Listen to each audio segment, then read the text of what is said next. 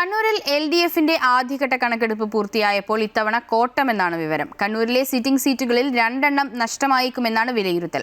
ഭൂരിപക്ഷം കുറയുമെന്നും കണക്കുകൂട്ടലുണ്ട്. 11 സീറ്റിൽ 9 നേടിയാണ് 2021 കണ്ണൂരിലെ ഇടതു തേരോട്ടം. CPM വിമതർ അഗ്നിപരീക്ഷ ഉയർത്തിയ പയ്യന്നൂരും തളിപ്പുറവും വിജയിക്കുമെന്നതാണ് CPMന്റെ കണക്കുകൂട്ടൽ. എന്നാൽ ഭൂരിപക്ഷം കുറയും.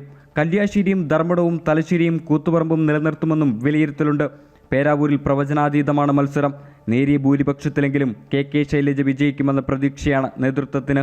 കഴിഞ്ഞ 2 തവണ വിജയക്കൊടി പാറിച്ച കണ്ണൂർ മണ്ഡലം കൈവിടുമോ എന്ന കടുത്ത ആശങ്കയും LDFനുണ്ട്.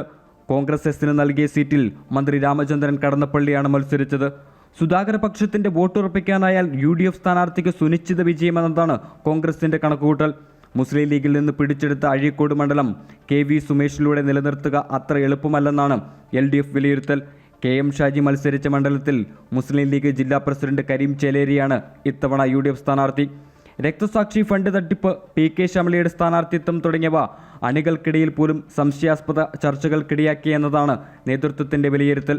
അമൃത ന്യൂസ്, കണ്ണൂർ.